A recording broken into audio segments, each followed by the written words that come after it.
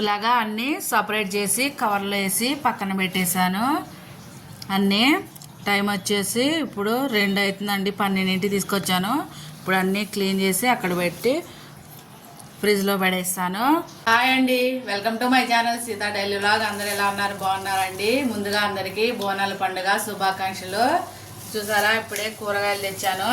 కూరగాయలు అన్నీ తీయటం ఒకద్దు, వాటిని ఫ్రిడ్జ్లో సర్దుకోవటం ఒక ఎత్తు కదా. ఇవన్నీ ఫ్రిడ్జ్లో వేస్తున్నా వేరే కవర్లో. ఇవి ఈ కవర్లో వేస్తే ఎండిపోతున్నాయండి, అందుకనే మళ్ళీ వేరే కవర్లో వేస్తున్నా. సరే, బెండకాయలో కూరగాయ రేట్లు మస్తు పెరిగిపోయినాయి. సరే, స్వీట్ కార్న్ కూడా తీసుకొచ్చాను. ఇంకా చింతపండు అయిపోయింది, అది కూడా తీసుకొచ్చా. టమాటాలు, దోసకాయ. ఇది సరా ఇట్లా ఏమంటారు?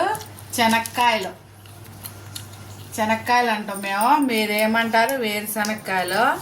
చాలామంది వేరుశనక్కాయలు అంటారు, మేము శనక్కాయలు అంటాం. చూసారు, ఇంత ఇంతలా ఉన్నాయి ఇత్తులు. పచ్చి తింటే బాగుంటాయి, ఉడకబెట్టుకుంటే ఇంకా బాగుంటాయి. చాలా బాగున్నాయి. కూరగాయ రేట్లు అయితే మస్తు పెరిగిపోయినాయి అండి.